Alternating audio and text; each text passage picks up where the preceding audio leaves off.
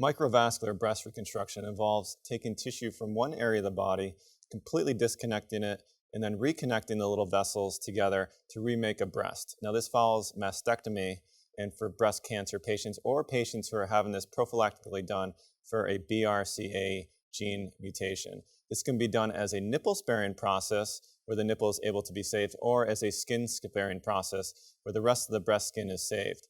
Now, by taking tissue from one area of the body and then transferring it to the other area of the breast, you're able to recreate a breast in the most natural, supple way and recreate like with like, meaning you're able to make a breast out of tissue that's basically just skin and fat again.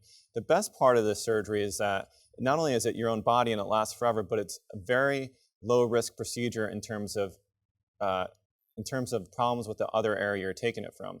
So for the most part, 90% of the time, I take the tissue from the belly.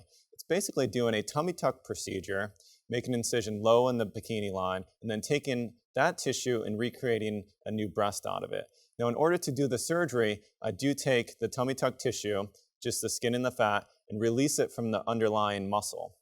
I do have to part the muscle to the side to find the little vessels that are there. Now, these little vessels are just slightly bigger than maybe the size of a small pencil. And these small pencil vessels go through the muscle, and I just tease the muscles away. I save the hard part that covers the muscle called the fascia.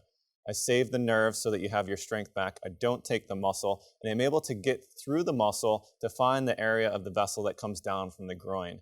And I completely cut that vessel, take it off this area of the body, and then I reconnect it up into the chest. Now, the chest has little small vessels called the internal mammaries, or also sometimes we use something called the thoracodorsals, which are veins and arteries that connect to your latissimus muscle.